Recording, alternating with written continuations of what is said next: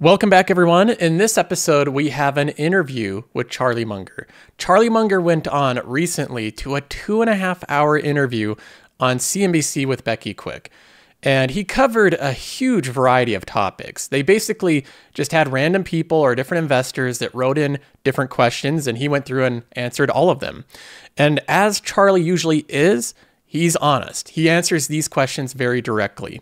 What I did is I went through the entire 2.5 hours and I highlighted the clips that I think are the most interesting and the ones that I'm going to be reacting to in this video. And this goes through a ton of different topics. We have artificial intelligence, we have Tesla versus BYD, we have TSM, what's Charlie's take on that whole debacle, we have cryptocurrency, we got Costco, we got stock-based compensation talk, we have his opinion on Disney. Is Disney a good investment? And we get to see his opinion on buying high-quality compounder companies versus buying lower quality but cheaper companies. So let's go ahead and start off. This first clip is from Charlie Munger talking about the Daily Journal. The Daily Journal is his own company. So outside of Berkshire, Charlie Munger owns a huge stake in the Daily Journal. And some people have compared it to maybe a smaller Berkshire. They've kind of made comparisons there. This is Charlie Munger responding to those comparisons. Well, it's a small Berkshire, and it'll double like rabbits, you know. And of course, it's not a small Berkshire. I'm 99 years old, for Christ's sake. He's 99 years old. 99! It's crazy how old he is. And still so, I mean, he's so with it. He hasn't lost any part of his mind. He seems to be so coherent, and I just think it's incredible the health of this person who is 99 years old and later on in this interview says that he's never exercised in his life. So some people got good genetics, but Charlie Munger says in this clip that they're not a small Berkshire Hathaway. The Daily Journal is not going to be this company that doubles and doubles and doubles. It's not going to be that kind of company. It's going to be a little bit slower moving. Now, the next subject that he's asked about is artificial intelligence, and he's basically asked about whether or not this is real and it's a huge game changer, or whether it's a lot of hype and something talked up to be a little bit more than it is. And I think the answer that he gives here is excellent. So let's go ahead and listen to this. I think artificial intelligence is very important, but there's also a lot of crazy hype on the subject. Artificial intelligence is not going to cure cancer. It's not going to do everything that we want done. And there's a lot of nonsense in it, too. So I regard it as a mixed blessing, all this artificial intelligence. Some people have used it in some things like insurance underwriting pretty well. But a lot of people try and use it in ordinary things like buying office buildings or something. And I think that's way more, I don't think it's going to help anybody buy an office building. Not very much anyway. Now, I agree with his take on this. I think he has a very good nuanced take on it. Artificial intelligence has been going on for a long period of time. All these companies have been using this and developing this, like Google and Microsoft and so many other ones. And now it's kind of gotten to the phase where even though it's real and applicable, it's starting to become a buzzing buzzword. And companies that really don't have that much artificial intelligence are trying to bolster themselves up and say how they're an AI company. So we're seeing both sides of this. A side where it's a marketing gimmick, it's the buzzword of the year, and the side where it's really real and it has real world applications. Charlie mentions that artificial intelligence is not going to cure cancer. I would push back on that a little bit. I think that's a little bit too grim of an outlook. Although we don't have examples, or at least I don't know of cases where it's cured cancer, I think there are examples of it helping prevent cancers. For example, image recognition, which is largely AI driven, is helping recognize different problems with eyes, with bones, with different image scans that can potentially flag cancerous cells, even ones that a doctor could miss. So there are huge advancements that could happen that could even help with cancer. I think that that's the optimistic take, and I really believe that that's going to be the case in the near future. So I agree with this take here. I think artificial intelligence is real. There's going to be a lot of good uses for it and a lot of bad uses for it. And of course, it's going to be used as a marketing gimmick for investors to catch their attention as well. Now, this next clip is going to be a little bit more of a spicy one. I think we'll get some disagreement here. Charlie Munger is asked about why he prefers BYD, which is the Chinese EV company, over Tesla. Well, that's easy. Tesla last year reduced its prices in China twice. BYD increased its prices. We're direct competitors. We're so much ahead of BYD. I mean, BYD is so much ahead of Tesla in China. It's like it's almost ridiculous. I can just feel all the Tesla investors and angry viewers here just face palming and pounding the table here about how wrong he is and all the valid reasons that Tesla lowered prices and all of that. And if you look at BYD, which most people have never heard of, if you count all the manufacturing space they have in China to make cars, it would amount to a big percentage of all the land in Manhattan Island.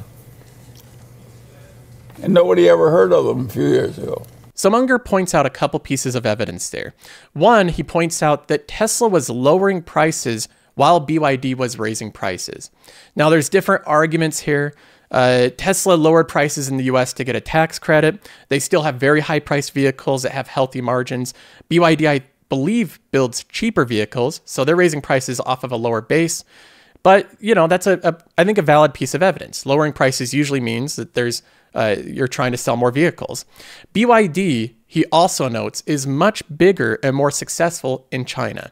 And I think from the data that I've read, that seems accurate. They have a bigger presence there. It seems like they do have the lead in China, while obviously Tesla has a massive lead in the US. BYD is selling about 50 times earnings. That is a very high price. On the other hand, they're likely to increase their auto sales by another 50% this year. So we sold part of ours, by the way, years ago. So he thinks that BYD is a little expensive right now, trading at a very high multiple. In my opinion, when I look at either of these companies, I've invested in Tesla one time. I actually earned 100% returns on it. It was a great investment. It just raced up, and I took the gains and ran with it. Since then, when I review different companies, people are confused of why I'm not invested in Tesla. And the biggest reason why is because of what I consider to be industry dynamics, just the risk of the overall industry. I haven't been that interested in car companies or EV companies in general. So I'm not investing in BYD. I'm not investing in Tesla, not investing in Ford or GM or any of them. I've just avoided it altogether. Now, this next clip is regarding TSM. Charlie Munger is asked about his thoughts of the potential of China to invade Taiwan and what he thinks of that and the chances of it and it regarding TSM. Well, that's a very good question, of course, but I would argue that the chances in a big confrontation from China have gone down, not up, because of what happened in the Ukraine. I think that the Chinese leader is a very smart, practical person. And Russia went into the Ukraine because it looked like a cakewalk. I don't think Taiwan looks like such a cakewalk anymore. I think it's off the table in China for a long, long time. And I think that helps the prospects of investors who invest in China. And the other thing that helps in terms of the China prospects are that you can buy better, stronger companies at a cheaper valuation in China than you can in the United States. So you're getting the extra risk can be worth running given the extra value you get. That's why we're in China. It isn't like we prefer being in some foreign country. Of course, I'd rather be in Los Angeles right next to my house. You know, it'd be more convenient. But I can't find that many investments, you know, right next to my house. So he thinks the risk of an invasion has gone down since the war in Ukraine.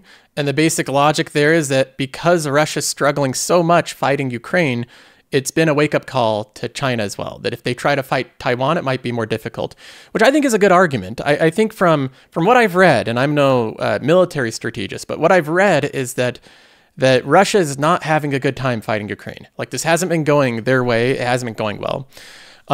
But in regards to his talk about China, investing in China, I've made one investment in China, which was Alibaba.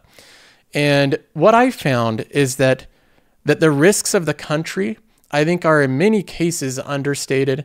I think it's more unpredictable than what you think. And I think trying to calculate the risk into an appropriate multiple or an appropriate price to pay is very difficult. So in that case, I'm not trying to apply a discount factor to investing in China. I'm not trying to mathematically underwrite that investment anymore. I don't have any investments directly in China at all. I have a couple companies that do business there. That's quite different than ones that are based out of China.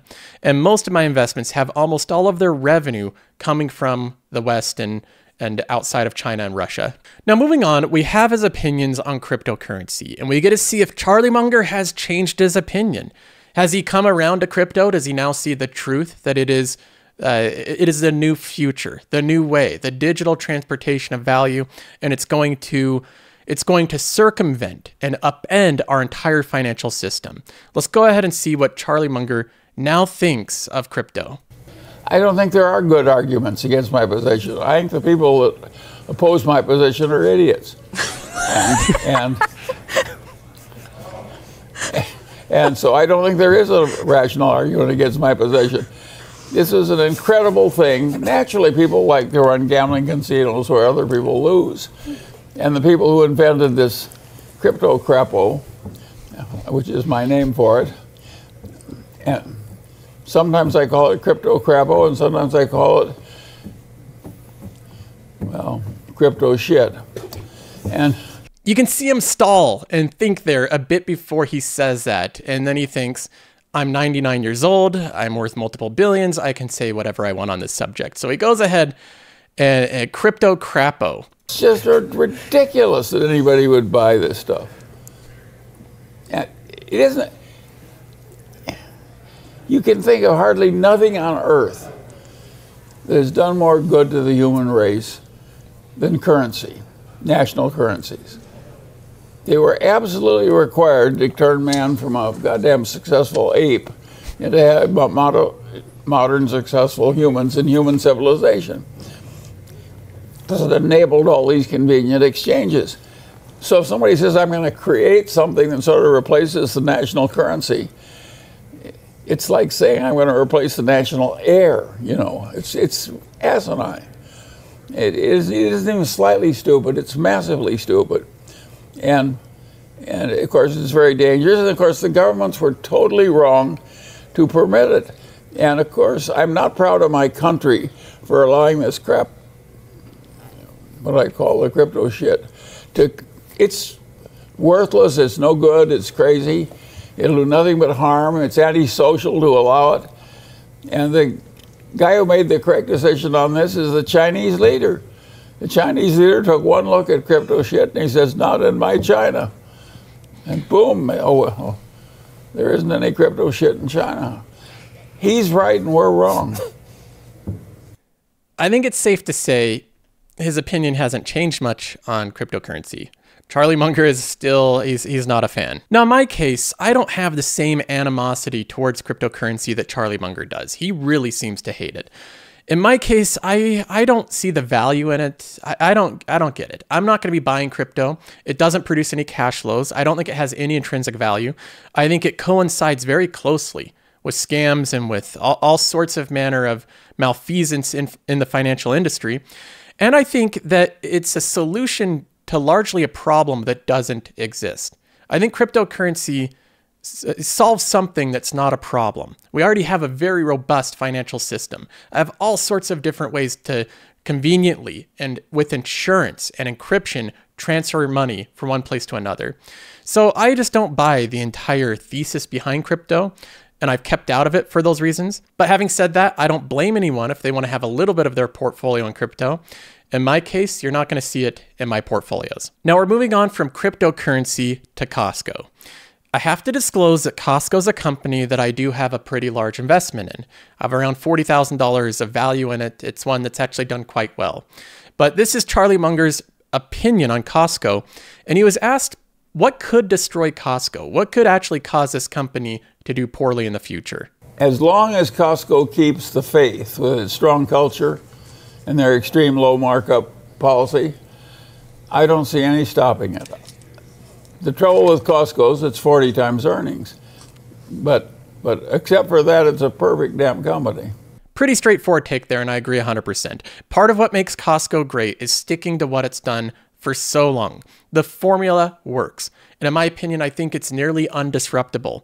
So I think they have a bright future as long as they keep doing the same thing they've been doing for the past 20 years, which is a focus on customer service, focus on extremely low prices, low margin, driving top line growth, opening up more locations, and offering top-notch customer service. It is difficult to beat. Costco's figured something out, and they have, I think, a very wide moat because it's very difficult to replicate. To compete with Costco, you have to have lower prices than Costco. To have lower prices than Costco, you have to be much larger and have thinner margins. Very difficult to get to that scale. So I currently hold Costco, but I haven't bought it for a long period of time because like you said, it trades at 40 times earnings and rarely does the company dip. So if it dipped a lot, if we had a big sell-off, I might pick up a little bit more. But as of right now, I'm just holding it. I'm not selling it. I'm not really doing anything with Costco. Now, this next question that he was asked, I was very happy to hear because it's again around that topic of stock-based compensation. And my goal has been, what I've wanted to see is a lot more attention drawn to this subject so that hopefully the GAAP rules are updated and that this is accounted for in some way that's more clear to investors. I don't know the specific ways to change it that would be the overall best, but I know right now it's not clear to investors. And Charlie Munger's asked about this issue of stock-based compensation and how in many cases companies are paying a lot in stock-based comp and it juices their numbers. It makes them look like they're much more profitable than they really are. Well, I think you will find in American corporations very good incentive systems and others that are too liberal and others that are too niggardly. And what else would you expect of human nature but a certain amount of variety? And I agree that some of this, in many a corporation, everybody would vote to being allowed to have stock-based compensation. You didn't count it in computing the earnings. They just want any damn way of making the earnings appear higher. It's just human nature. He just says right there, he agrees. Every corporation that can get away with this, most of them, unless they're particularly uniquely honest, they'll pay as much as they can in stock-based compensation and not calculate that into the earnings of the company. A lot of companies are doing this. Intuit is one of them. So he's just saying that this is human nature. It's going to happen as long as it's allowed. Of course, they want their, it's like your little kid goes off to school, they want to bring in good grades, not bad grades. And so it's sure, there's a big problem of excess corporation pay in some places. Other places, like Costco, I would say the compensation system is damn near perfect. And there's a fair amount of stock, but we always buy in enough stock in Costco to pay for the stock we're issuing. A lot of people in high tech, they issue the stock and they don't buy it in, so it's a net dilution. I think there's a lot that's wrong in American compensation systems. So what he says there is that in the case of Costco, they do have stock-based compensation, but they buy back enough of their shares to neutralize it so the shareholder overall is not being diluted. If we bring up Costco and Qualcomm here, for example, I can show you exactly what he's referring to. Here's Costco's free cash flow, all right? So we have it going up over time, and then we have the stock-based compensation. Now, Costco, for a retailer, does pay a decent amount of stock-based compensation, and that's how they keep their employees working there as careers. Imagine that. Costco has actual career employees there as opposed to a lot of retailers that they have high amounts of turnover. So in a way, even though this is an expense to the shareholder would be paying this expense in the form of very high turnover if they weren't rewarding their employees. So Costco, I think, has a very long-term view here. So you can see it was actually a decent chunk of their free cash flow. But Costco also bought back enough shares that their share count doesn't really go up all that quickly. Now, he says it's completely flat. It's basically flat. It's up 0.1% year over year. So it is going up slightly, not that much. In the case of Costco, I actually don't think this is a bad thing because the stock is very, very expensive. I like it when companies do more buybacks when the stock is cheap. In the case of Costco, I think it's better for them to do dividends right now because the stock is still pretty expensive. Now, moving on, I think this next part is particularly interesting. Charlie Munger's asked about Disney, and Disney becoming recently very political, having their little political battle with the governor of Florida and all different things that they're pushing into politics. So Charlie Munger shares his thoughts on this subject. Practically every business that Disney has gotten tougher than it used to be. Again, welcome to human life. Think of how Disney once owned the world. Lion King was running a long run on the theater district of New York. They went from triumph to triumph, marching. All of a sudden, on practically every front, it's more difficult. This is what happens. Imagine Kodak, which totally dominated photography in the world, and they invented this new technology.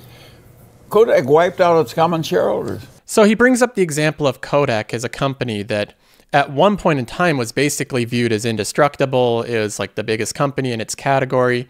And now nobody even talks about Kodak. It's just, it's gone. It wiped out all the shareholders. When I look at his take on Disney, I agree with it 100%. The more I've studied Disney, the more I've realized the intense competition they face on basically every part of their business and how most of that competition is relatively new. For example, you look at Netflix. Disney basically helped build Netflix while Netflix was building up revenue, building up a subscriber base, raising prices, more and more subscribers, more and more revenue. And now they're going, what have we done? We've built up this monster that's competing with us now. And now Netflix has a fire hose of content, $20 billion a year that they can spend on content and production all across the globe, creating content and series that now competes directly with Disney on Disney+. Then you have at the same time, you have the big tech companies, Apple, you have Amazon that also have their own streaming services that are now spending billions of dollars in production of high quality content. So what Disney used to own, which was almost like a monopoly on uniquely high quality content, now you have other players that also have very fat wallets doing the same thing. And that's not even to mention sports, which big tech is bidding on sports like crazy. So when I look at Charlie Munger's take here, I think that, you know, he compares it to Kodak. I don't think he's saying that that's going to be the result of Disney, but I do agree 100% that competition is far more difficult now than it has been in the past for Disney. You think Disney's headed down the same path, or you think that they'll be able to pivot? I mean, I know you followed the company closely. I think Disney has a lot of assets in it, but yeah, it's unpleasant to have something. How would you like running the sports ESPN now at Disney compared to its heyday? It's going to be way harder for them. The stock's up this year.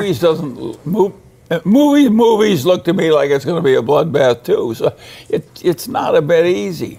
And it was easy. In the heyday of ESPN, Disney made nothing but money out of ESPN. It was a total gold mine. Now, this next question is regarding different investing philosophies.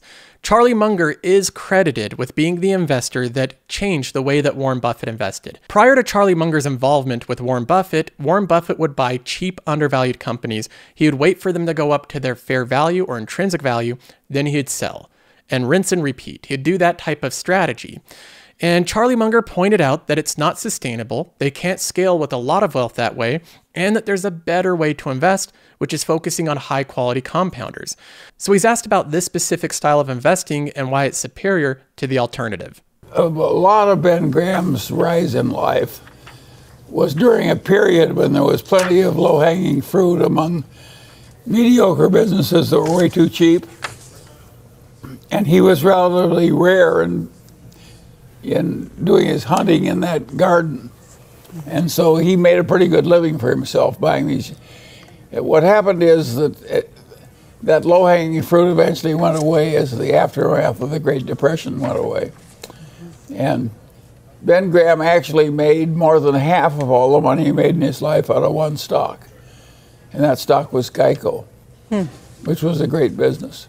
So to summarize, Ben Graham, the guy that taught the strategy of buying cheap, undervalued, but lower quality companies and having that be your main investing thesis, he made over half his money on a more expensive, high quality business that he just held his entire life, that he didn't trade. And this is what Charlie Munger points out as evidence that even the teacher of the other method, even he didn't make his money that way. He made his money doing what Charlie Munger suggested as a superior way of investing.